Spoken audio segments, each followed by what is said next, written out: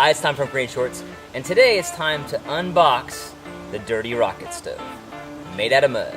Stay tuned. Welcome back, subscribers. If you haven't joined us yet, you can do so by clicking on the Green Shorts icon that's going to appear in the bottom right-hand corner of the screen throughout the video.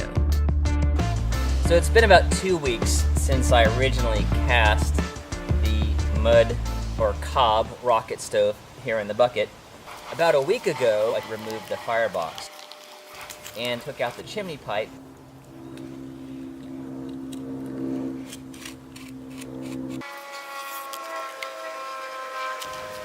And I did a little patching to the chimney for a few cavities that were there from the forming process.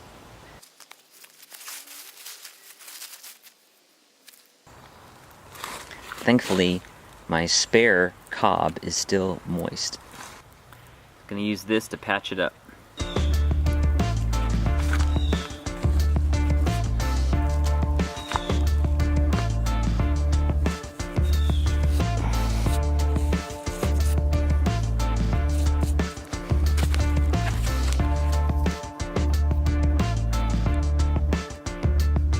I also used this opportunity to round over the connection between the firebox and the chimney. That will make it less prone to breaking. After all the repairs were made, I turned the rocket stove to face south.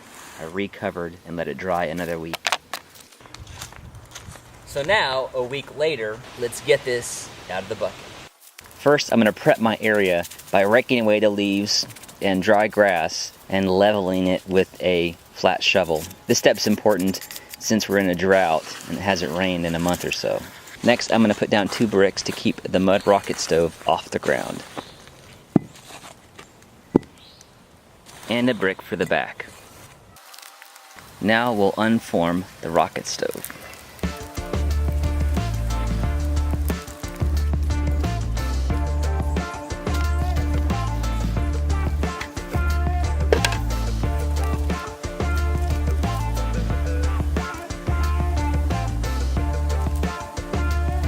We'll carefully remove the last layer of paper, revealing the cob. I'm finding a few more cavities than I thought I would, but those will easily be patched.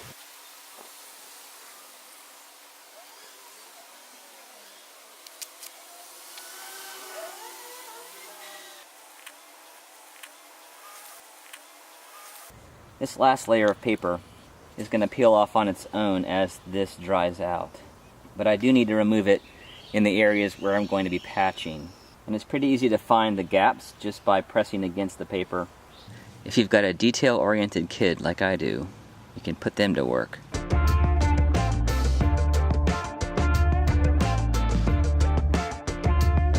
I think once you get it that thin, you should be able to see all the holes. So in fact, let's stop there and add the pot standoffs and fix the holes. Is stuff still wet? Yeah, I think it stayed nice and moist, even for the... Holy cow, this is actually really wet. So it's solidified a little bit since I made it, but it's still nice and moist. So we're going to grab a couple handfuls of this and go pack the holes.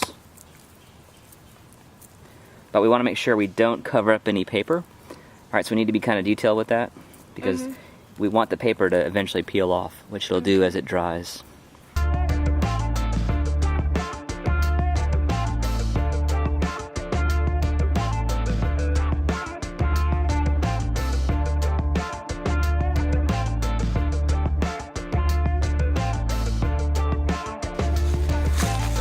So where we got a bigger hole like this that's obviously got a gap in behind it as well, let's go ahead and push that gap in from the outside. Kind of fill it in, and then come back in with your cob. Put pressure on it to push it down in there.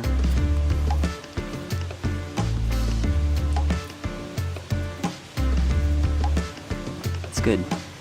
Now fill that in.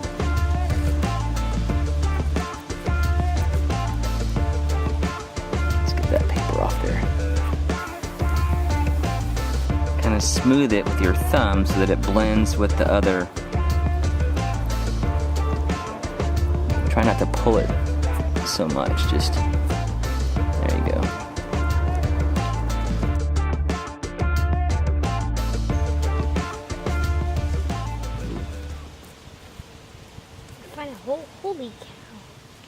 Get it? Holy cow. My goodness, you're definitely a chip off the old block. Mm-hmm. Holy cow.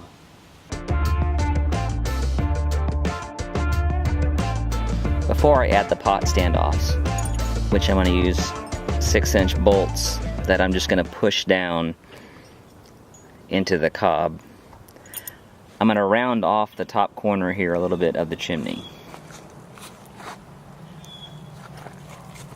It's these sharp edges that are going to be more prone to breaking off and cracking. So I'm just going to round that over and form it.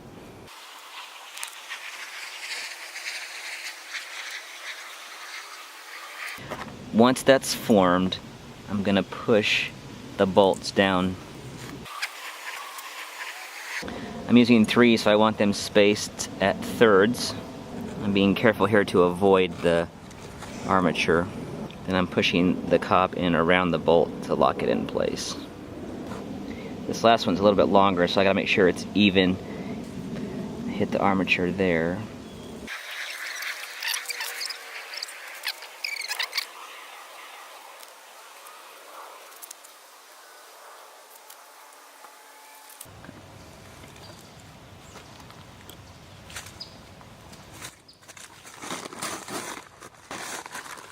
I'm going to build a small fire in here and let it burn out fairly quickly, just so we get a nice bed of coals. Then I'm going to block the front and let it bake.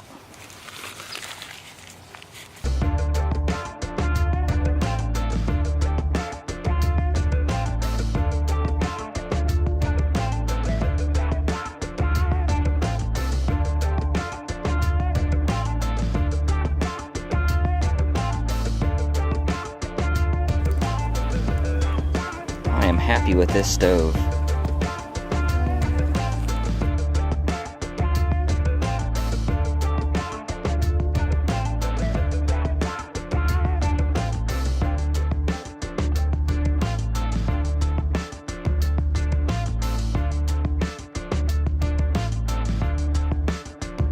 Now that we got a nice bed of coals in there, I'm going to cover the opening of the firebox .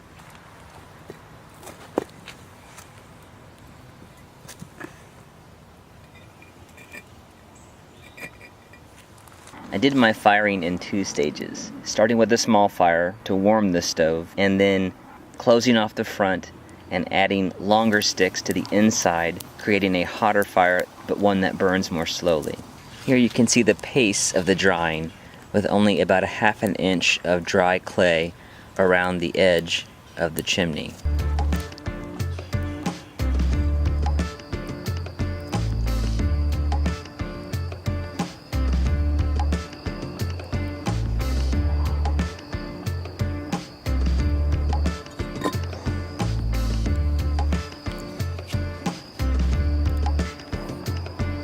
Notice the drying is extended to almost a full inch. You'll likely see some small surface cracks that form during the drying process. While the clay is still soft, you can close them up by pressing on them. Once the clay is dry, they won't close up any further. They would need to be patched. Alright, there you have it, folks. Drying the dirty rocket stove. I'll do a fire in it about twice a week to continue with the drying process. Once this fire is cooled down, I'm going to use this trash can lid as a sort of hat to protect this rocket stove on an ongoing basis whenever I'm not using it. Because it's raw earth, even if it is baked, we're not truly firing it like you would fire ceramics, so this would absorb water and break down over time. So to make it last as long as possible, I got to protect it with this hat. Let me know in the comments below if you've made this dirty rocket stove, and if you have any questions. As always, our mission here at Green Shorts is to help you see green so you can be green, and save a little green. Thanks for watching. Please like and share, and subscribe for new DIY videos every Friday.